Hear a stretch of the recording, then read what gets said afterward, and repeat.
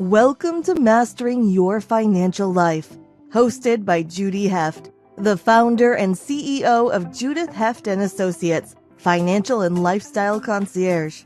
This year, she's celebrating 27 years in business. In every episode, Judy interviews professionals who help others successfully manage their financial lives. You can find this show on YouTube, LinkedIn, Apple Podcasts, Spotify, Google Podcasts, Stitcher, and more. Judy is the author of 2 books, How to Be Smart, Successful, and Organized with Your Money for a Better Today and Tomorrow, and her latest book, Mastering Your Financial Life Cycles, How to Successfully Manage Money in Every Decade of Life. You can read chapters of her books and catch prior episodes of the show at www.judithheft.com. Now, here's the host of Mastering Your Financial Life, Judy Heft.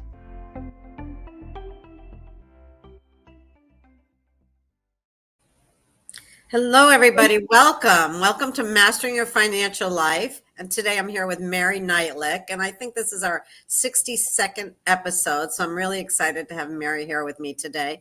Merry is an award-winning business development consultant. She's a branding expert. She helps people with visibility and distinction and relevance in the marketplace. So for many professionals, financial health is achieved for working with companies that have specific and measurable business plans. So it's a journey that, really starts from within, looking at yourself and figuring, what do you want to be? Do you want to be an influencer? Do you want to just be a marketer? How does that all work? And I'm really excited to talk to Merry because I've learned a lot about marketing over the last few years, and I've put myself out there to have some visibility. And I'm really interested to hear what she has to say as a professional. So Merry, welcome. Thank you for being here today. And thank you for getting up so early because you're on the West Coast. Oh, it's my pleasure. It's nice to see you. And thank you for having me as your guest. Oh, it's great. So, how does a company or firm apply their brand? And so, because you want to have, marketing is great, but are you getting the ROI, the results? How do you know what's happening? And so how should a company apply their, marketing? Well, I always like to start with the concept of doing an introspection to find out what your brand or unique distinction is.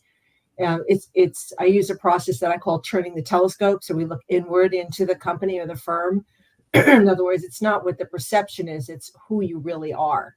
And we spend hours literally answering hundreds of questions and pull together 3 to 5 unique selling points, which become the essence of the brand. Because a brand is a really living, breathing, realistic thing. I think too many people think it's just a cute tagline like experienced, results, wisdom. I mean, that could apply to, the baker, someone who's a CEO of a company, their company, or, the person who cleans your pool. And so creating a distinctive brand that's real based on actually who you are is the core to creating something that's meaningful. And that's just the first place to start. Well, that's great because I think, what you're saying, authenticity is so important. And I think that's really what I try to do in my marketing too, is just to be me and, what you see, what you get actually. So it's hard though sometimes. Well, authenticity, yes. But even before you can be authentic, you really have to dig down and create the distinction. How are you different from other firms in your space? I really love this quote I'll read that one of my clients said to me about branding. When a firm takes time to identify and communicate its distinctions and how it practices, how it deals with its knowledge and content, how it relates to clients, we can see it and feel it. More firms need to identify their brands more clearly and be certain it's shouted from the rooftops and applied to their websites, blogs, social media posts, webinars, presentations, and thought leadership content. And this was a client who actually went through this process and understood the value and how we differentiated their company from others in their space, because that's the first thing. And then it's figuring out how do you combine that marketing and business development. So marketing is everything that we do, such as the websites, creating content and blogs. And business development is when we get face-to-face with our audience. It could be virtually or in person, but it's when we really communicate with individuals or groups where we're having some FaceTime. It takes time to communicate a brand and get its essence, and it has to be consistent and, as you said, genuine. No, that's so true. It's, I think consistency is really an important piece of that too, because a few years ago, I was working with a coach, and one of the meetings we had was marketing. And she said, you have to be a marketer first. I'm like, a marketer? I'm not a marketer. Yes, you are. You have to get yourself out there. And once I realized that and started doing it and really up my social media presence and up my marketing and my visibility, things really changed for me. They really picked up a lot. So, it's hard to put yourself out there sometimes, but you need to really, step outside of your comfort zone. Well, yes, but Judy, what you've done so brilliantly is you have a specific message that you get across. And whether it's this particular financial mastering your financial life show or any of the other work that you're doing, you have that consistent message and you're sharing that. It's not just getting out there, it's what you're sharing. And you've done a great job positioning yourself. It's very clear what you do, how you do it, and more importantly, why you do it. You Oh, make thank you, Mary. really clear in everything that you're doing. Yeah. Well, I appreciate that coming from a professional. Sometimes I feel like I'm just winging it. So it's good to know I'm doing something Well, you're doing methodically. a good job winging it, Judy. Yeah, it's interesting. So, so what are some strategies that you use for your clients, to create business development and marketing? Well, the first thing that we do is the pre-work. So the branding is the first thing, but then it's applying it to the website. So it could be creating a new website if it's an older website, more than 3 or 4 years old, because the technology changes. Google responds to older websites differently than to fresher, more current ones. And getting that website branded on every page. When we just have a tagline, for example, on the homepage, but there's nothing else on the website that brings the brand to life, it doesn't really communicate the brand and what you do and how you do it. So sometimes we'll, excuse me, take an existing website and we can work with it. If it's new, we might change some imagery, we might change the copy, add some case studies, add some testimonials so that it's really clear about the brand. And once that website is done and clear, and I like to say, if you go to somebody's website and in the first 4 seconds you don't know exactly what they do, there's a problem. And a lot of websites, now that I've said that, go to a couple of websites and look at their homepage and think, do they communicate actually what they do, how they do it, how they're different? Most don't. So once the website's in place, I take to social media, primarily LinkedIn. Some clients have different types of social media depending on their audience that is appropriate, but LinkedIn is the number one business social media platform with 54 million users. No, 540 million, users. And so you want to make sure that you're communicating on LinkedIn. And how do you get engagement and start to drive revenue? You start to tag people that you've met, that you've spoken with, that are interested in what you do. You have certain hashtags that people can search by. So for your, financial planning might be a hashtag, or financial life, or better life, things like that, where people might be searching for those terms and they can get content. And also, you want to get onto LinkedIn and type in your most important referral sources, clients, potential clients' name in the search bar, see what they're saying, and comment on that. So if I went to your post, Judy, and I made a comment on it, you'd be thinking, boy, that Merry Neitlich, what a gal, right? I mean, it's free, and it gives you an opportunity to communicate. And so to start to raise visibility. So once all of that is done, the sweet spot is taking that clear brand, which is applied to websites, social media, and all your communications, your blogs, any external newsletters that you send out or emails. Then comes creating the sustainable business development opportunity. And that's where companies can drive revenue. That's where finance really comes in. So, for example, I might create a new group. Let's say there's a group of people that the client is in the hospitality industry. So we'll create a group where once a month or once a quarter, we'll have a webinar and bring in clients, non-clients together to talk about issues, current issues impacting maybe they're going to bring a lawyer in to talk about some of the new laws in hospitality and then talk about it amongst themselves.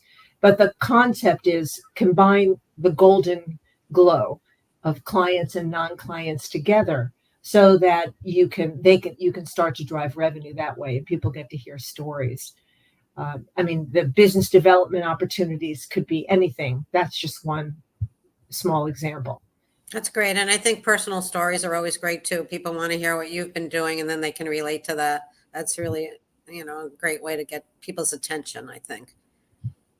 Yeah, especially and over time. So business development is sustainable over time.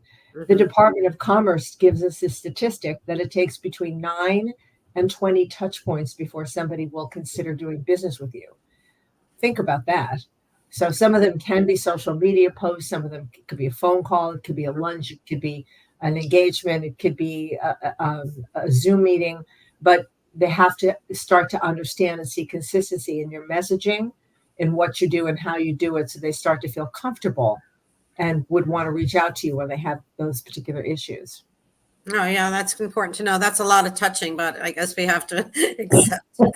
But it's all proper touching. Oh, right, exactly. So let's take a little break here now, and then we're going to come back and talk to Merry Neitlich some more. Hey there. I just want to tell you a little bit about my new book that just came out called Mastering Your Financial Life Cycles. And here it is. It's how to successfully manage your money in every decade of life. I co-authored this with my CFO, Liz Levy. And together we created this manual that's going to help you through every stage of life. We talk about having a baby. We talk about young adulthood, pre-retirement, what to do when you're at that age of retirement. If you're contemplating divorce, do you need an estate plan? We cover all of these, each subject in a different chapter. And I really think that you're going to find this so helpful, because at the end of every chapter, we have checklists that you can look at and you can use, and they can be a guide for you. So this is a wonderful manual that we've created. It's available on Amazon. You can also find it on our website at judithheft.com/book. And we're here for you. If you need anything, reach out. I hope you enjoy the book. Here's another picture of it, just so you know what's going on. Here it is. And I'm really proud of it. It's my second book. And I'd love to have you read it and give me your feedback. Judy Heft, judithheft.com, financial and lifestyle concierge, celebrating 26 years in business. And over the years, I've learned so much. And what I've been trying to do is impart a little bit of this knowledge to you, so I can help all of you become as financially organized as I am.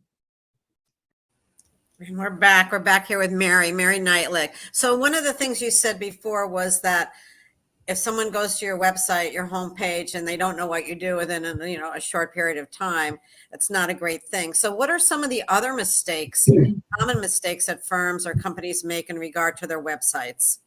Oh, on websites. They're using very cheesy stock imagery. I think we're sort of all over the idea of lots of pictures of people sitting around conference room tables or shaking hands. And so if you're going to use stock imagery, find something that's a little more unique and make sure that your imagery coordinates and presents your brand. I have a client that has offices in New York and California and Florida. And on their website, on their homepage, is a skyline of New York City. And it has absolutely nothing to do with what they do. They have an office there. But why not use that imagery to communicate their brand and what they stand for? Why not take maybe there's a particular graphic artist that you like and use that theme throughout? So imagery is a huge thing, and also lack of explanation of current information. A website is such an opportunity for you, Judy, and for everyone to be a thought leader. I consistently write, me being Judy, write about financial issues, and I share tips and give away content and information. Why am I giving this away? Because it's small pieces, but it's starting to show my expertise, what I stand for, how I do it. A lot of times websites have old content. You'll see an article that was published. The last thing they have up there was 2012, and their last blog post was 2017. And so when you come to a website and don't see current content, it's a problem. It's also a problem with your ranking from Google. As I mentioned, if your website's older than 3 or 4 years, it's time to consider getting a new website, or if it's newer, you can just update the content. But Google looks at content. That is one of the number one ways to increase your search engine optimization, the expression we use, SEO, that we've all heard of. If you have no fresh content, you're in trouble. So, and sharing that content on LinkedIn and creating articles and other ways of speaking at conferences, everything you do, let's keep your website fresh with your most recent updates and thought leadership. Oh, that's great information. I know we try to do that too. I think that even just making little changes on there brings it up. I don't know if that's correct, but I always thought that, just adjusting something. We're trying to get new content. A lot of things also are finding out what the meta tags and keywords are. So when we do a new website, we have a guy. His only job is to dig deep and find out what are all the ways that people search when they're looking for this particular service. And we build those into, it's different than meta tags. It's a much deeper level. And so I have some clients that don't want to pay for, $3,000 or $4,000 a month for search engine optimization and having somebody post and do Google ads and ongoing content, but they will make sure that their website is thoroughly tagged with the key search words and keeps up with those changes. That's really important because they change constantly. So you need an expert who can do this. And this is all this man does, is just that. He doesn't build websites. He just has this in-depth research process. So if you haven't done that for your website, it's worth considering having somebody who's an expert in that do that. Well, I always recommend professionals for everything too, because we don't know what we're doing. We don't know what we don't know. And, The Dunning-Kruger effect, right? We don't know what we don't know. It's true. And if you're hiring an attorney or a CPA or a wealth advisor or a marketing professional or a financial concierge or a lifestyle concierge, go to the top people, go to who are experts in the field, because, you get what you pay for and you're going to get the best suggestions and the best input that you need. So I always recommend that in any industry. I think a lot of people, jumping around here though, but a lot of people want to do like their own will and that type of thing. I don't recommend that. You need an attorney, or doing your own taxes with TurboTax is not a great idea. I don't want to be negative about those places, but I think it's always important to hire professionals, and especially with marketing, because that's really, you could really get lost in marketing because there's so many different aspects and it's changing so much. I think it's confusing to the regular person. I think a lot of people spend a lot of money on the wrong things. They don't have a strategic and measurable business development plan. So once you've got your marketing in place, so that's the branding, the website, social media, we're communicating clearly what we stand for. What are you doing? And so having a marketing strategy is really important. I know too many people who just spend money and try these things, but there's no reason or connection to the next thing. There has to be an integrated, specific, and measurable business development plan that coordinates with your marketing plan. What are your goals and objectives? That's the first thing, right? You must ask your clients, are you looking to increase revenue? Are you looking to get more clients or raise the stakes and get higher services? I mean, what is it that you want? And then make sure that your marketing and then your business development is targeted to that. Oh, that's really helpful information. So, how long does it take? You decide, okay, you have a new company, you want to start with branding, and then what do you do? Like, how long does it take when you actually are going to see the revenue from that? Well, the branding process is, believe it or not, 2 weeks, and that's it. So the first session is about 3 hours. And then I take 2 weeks to go over. As I said, I'll ask hundreds of questions, and I will literally have hundreds of facts on a piece of paper. And what we do is go through and what are the things we keep talking about that we keep saying, and try to find those 3 to 5 unique selling points. And so I think the idea is make sure you're clear what you're branding. And then within 2 weeks, I will come back and we have a rollout session, and I'm going to share, these are the unique selling points that you told me. And from that, here are 2 brand stories. We can position your firm or your company like this or this. Yes, there are similarities because they're based on the same brand facts, but which one feels more like who you are? So once we identify which brand story, which is 2 to 3 paragraphs just to position the company, we then go to town, and I provide 6 taglines for each of those brand stories so that we can find one that really suits them, that is meaning that's not generic, like, experienced and knowledgeable. And that is the beginning of the brand process. And that takes 2 weeks. In that deliverable, I also create an ad. So, excuse me. I find that if I don't create a mock ad, it's hard to understand what the brand means. But when you see it in an ad with an interesting image and copy that pays off that brand essence statement, it's easier. So that process is 2 weeks. And then from there, it depends on the company, how quickly you're going to get me. You need to revise your bios to get the website done. I mean, it usually takes about 3 months to get a website done. It can be less, but most clients are not having the energy or time to get everything quickly to us. It takes some time.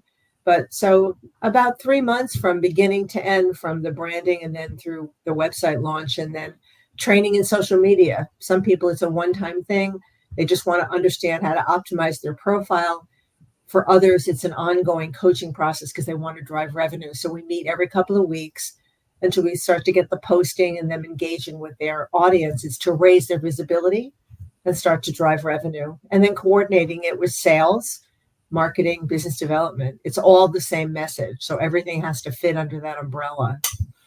That's great. It's important to have it all together too, I think, and you get that right message out there. This was really an interesting conversation, Mary. I'm really glad that we were able to talk and I found out more about your business and marketing. It's just, sometimes it's overwhelming to people, I think, because they don't really know what it entails, and you kind of broke it down and make it kind of simple, simple steps for people to understand. So thank you for that. Right. And I always say, don't try this at home. No. Exactly. And how can our listeners find you?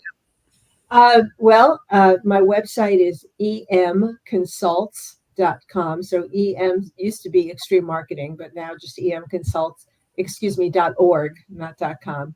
More coffee. And or they can email me at Merry, MERRY, at emconsults.org.